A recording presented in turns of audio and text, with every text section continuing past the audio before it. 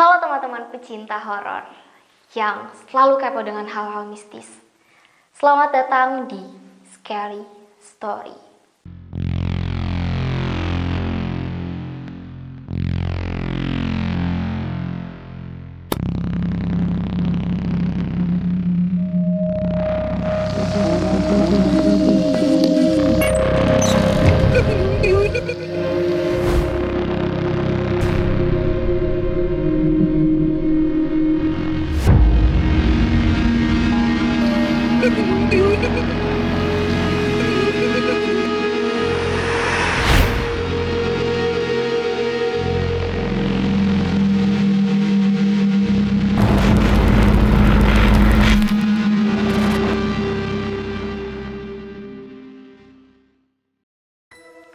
Balik lagi bersama gue Putri Anggreni yang kali ini akan memberikan rekomendasi film horor yang berasal dari kisah nyata.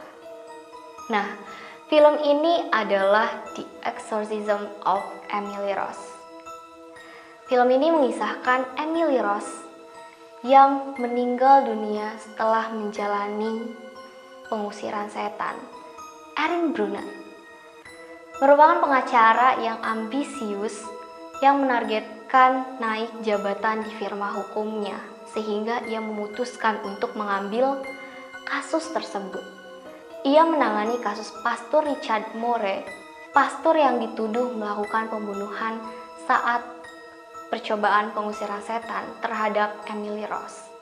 Sementara itu, Keuskupan Agung menginginkan Moore untuk mengakui bahwa dirinya bersalah untuk meminimalkan perhatian publik dari kasus tersebut.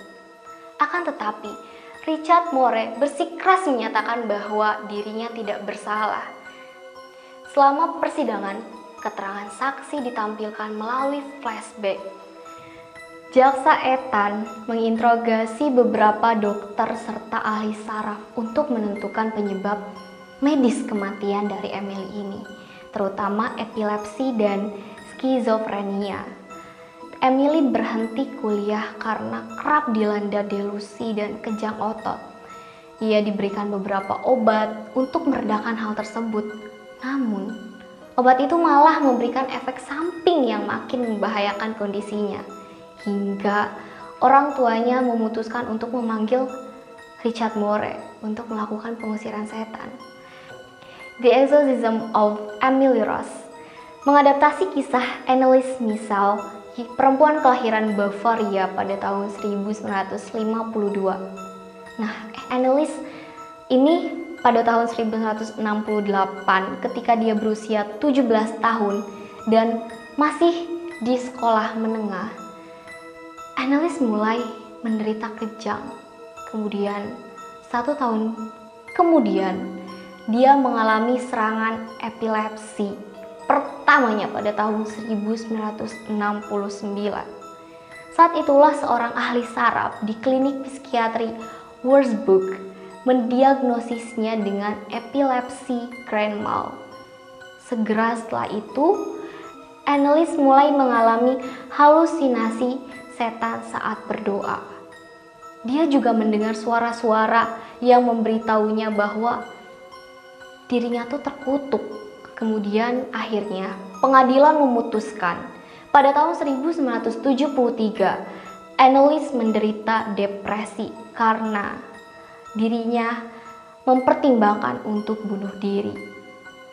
Nah, pada tahun 1975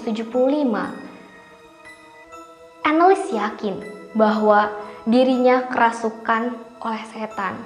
Orang tuanya menyerah pada dokter dari klinik psikiatri manapun dan akhirnya memilih untuk mengandalkan eksorsisme untuk penyembuhan.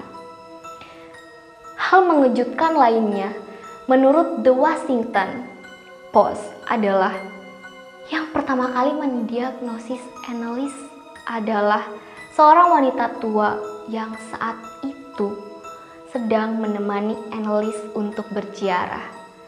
Dia memperhatikan bahwa Anneliese terus menghindari berjalan melewati gambar Yesus tertentu dan menolak untuk minum air dari mata air suci. Wanita itu juga mengklaim bahwa Annelies berbau sangat busuk.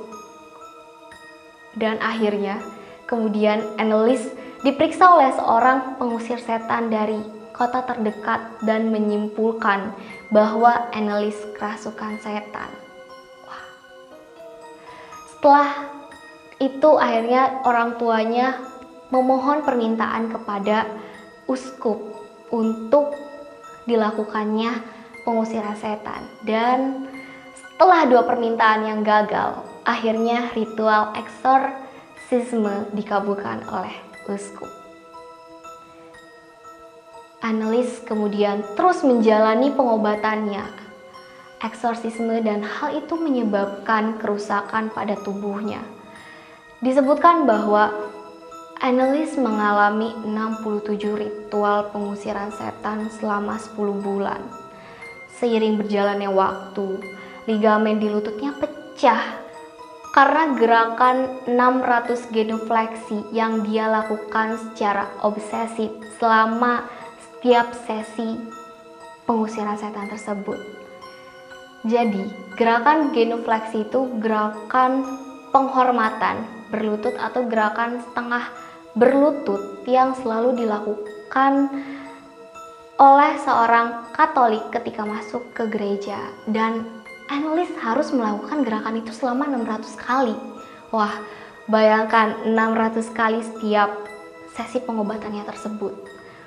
Bahkan selama ritual terakhirnya pada tanggal 30 Juni 1976, sebelum kematiannya, dia sudah lemah, kurus untuk melakukan gerakan genufleksi ini, sehingga dia dibantu oleh orang tuanya untuk melakukan gerakan genufleksi. Keesokan harinya pada tanggal 1 Juli 1976, Annelies menghembuskan nafas terakhirnya, dan menurut otopsi, Annelies Michel meninggal karena efek dehidrasi parah dan kekurangan gizi. Pada saat kematiannya, dia juga menderita pneumonia dan demam tinggi.